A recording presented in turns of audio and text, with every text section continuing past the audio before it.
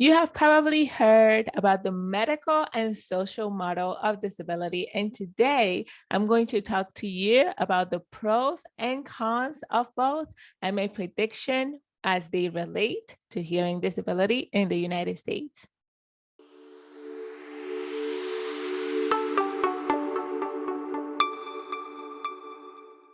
My name is Mariela Paulino, and I am a hearing accessibility expert with a hearing disability who was hearing, then became deaf, and then through the marvel that is technology, became hearing again. I am a bilateral advanced bionics cochlear implant user, and I am also the founder of Project Hearing, an advocacy media organization that celebrates my own journey as a person with a hearing disability. Be sure to click that subscribe button and follow us at Project Hearing to get more hearing accessibility content.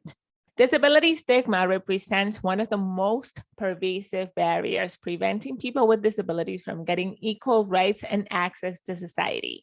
Stigma attached to disability is so pervasive that study after study after study has shown that people with disabilities fear disclosing even if they will benefit from accommodations following that disclosure. So people are afraid to disclose, even if they will benefit tremendously from doing so. So let's come back and recognize these two different models within disability. There is the medical model of disability, and the medical model of disability really looks at the individual. So the social model, on the other hand, looks more at the society. I want us to first go over the positives of each model. So in the medical model of disability, for some individuals, such as myself, it is a loss. A disability becomes a loss. The best example I've come up with to explain this is the color red.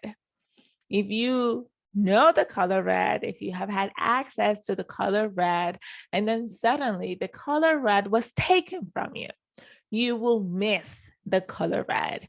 However, if you've never had access to the color red, you don't know what the color red looks like, you're never going to miss it. And so for some of us, our disability is a loss. And so these individuals are able to gain something. It also allows for some individuals to integrate and assimilate because the society may not yet have the resources or the tools that individual may need to be successful in sex society. Now, if we look at the positive things within the social model of disability, it is an overall more welcoming space, and it is a more welcoming space because the social model of disability looks at disability from the place of something known as universal design. And the idea behind universal design is that we are building for everybody in mind. We are thinking of the largest number of people that the design of this product can include, building with accessibility from the very beginning. Now, if you've liked this video so far, I want you to go ahead, leave a comment. Let me know about some of the positive things in the medical model and the social model that maybe I forgot about. Now, let's go over some of the negatives of each model. It is my belief that any extreme of anything is not always good, is questionable, and has drawbacks. If you look at the medical model of disability, this is a model that very often lacks support. If we look at the data, 9 out of 10 children with hearing disabilities are born into hearing families. And these are families that very often will get those children implanted, get those children hearing aids. And very often these children miss out on the very deep and meaningful connections that they could have to the deaf community. When you look at things, for example, like fire alarms, when I take off my hearing equipment, I do not hear anything.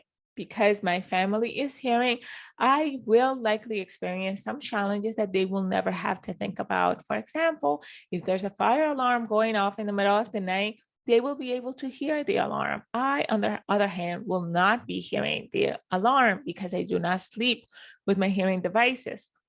As such, I need to find other mediums of waking myself up, from vibrating alarm clock to maybe strobe lights. These are things that I can get access to if only I had been given the access of being a part of the deaf community. And this is something that does not happen enough. Many children with hearing disabilities grow up without access to the deaf community, missing out on very deep and meaningful experiences that are central to a person having a hearing disability. It is also very, very important to recognize that the technology may not work for everyone.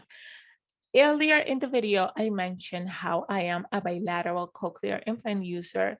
However, you will see that I am not wearing my second cochlear implant. The reason for that is that my second cochlear implant does not work as well or as effectively as my right cochlear implant. And it has been one of the most challenging wake-up calls for me to acknowledge the reality that for some people, the way that I hear on my left side is the best hearing that some people will ever have. And so this is really important because we need to acknowledge that we all have different ear anatomy, we all have different medical history, and not everybody may have the same access to the technology. There is also a certain level of privilege that is attached to having access to certain technologies.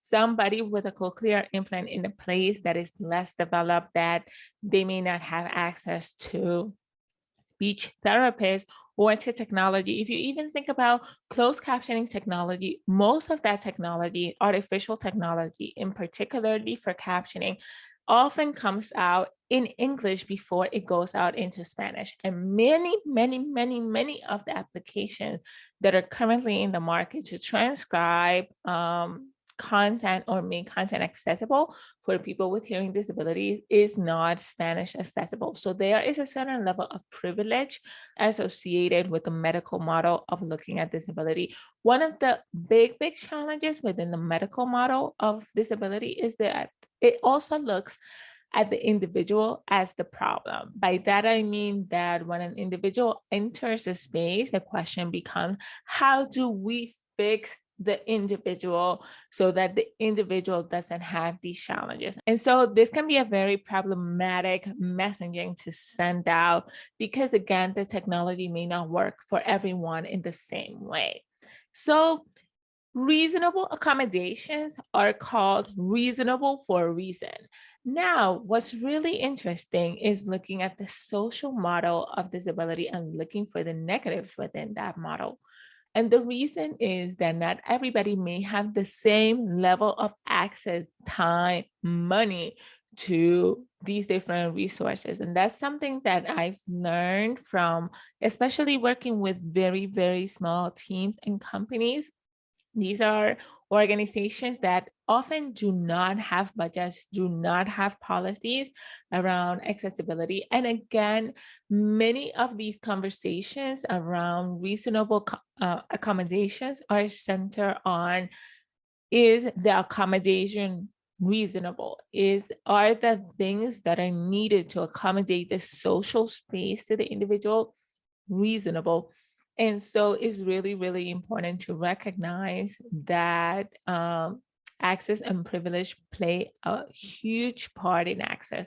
One of the most negative things that I've seen within the disabled community, especially in the last few years, is that we get mad at individuals who create content instead of getting mad at these mega multi-billion-dollar companies that are not building with accessibility in mind. And this belief that we must hold everyone to the same standard is unrealistic because we live in a real world. And so one of the big challenges that we often forget is the access and privilege. Many content creators just don't create with accessibility in mind because they don't have the money or they don't have the time. And more often than not, they just don't know, and they don't have access to information, which is one of the reasons why I've created closed captioning workshops from Project Hearing. We have so many free resources for you to learn how to create closed caption content. So make sure that you check that out. Now, let's look at the future of disability and hearing disability inclusion. My belief is that it's going to be a little bit of both models. We're going to have a little bit of the medical model and a little bit of the social model, a little bit more of the social model as we go forward. And the reason I say that is because we are moving to an increasingly digital world. Everything we do is continuously online, from doctor's appointments to shopping to going to a service for church. All of these things are increasingly happening online. And one of the things that the ADA says, the Americans with Disabilities Act, is any organization that is receiving federal funds will need to be able to provide reasonable accommodations. So we are seeing a record number of lawsuits in the last few years, which is excellent, but also not excellent, because one of the really unfortunate things about disability is that we are reflecting on accessibility from a place of a legal mandate. And one of the things that I really dislike about that perspective is that we look at disability from a legal mandate standpoint instead of a joyful creative exercise. And that really prevents us from having an opportunity to really build with accessibility in mind, really build a more inclusive and accessible world for all of us. Because when we build with accessibility in mind, we build for everybody. So I want you to go ahead and click on that subscribe button so that you do not miss any hearing accessibility content. I remember you to do the best you can where you are with what you have. And I'm going to talk to y'all later. Bye-bye.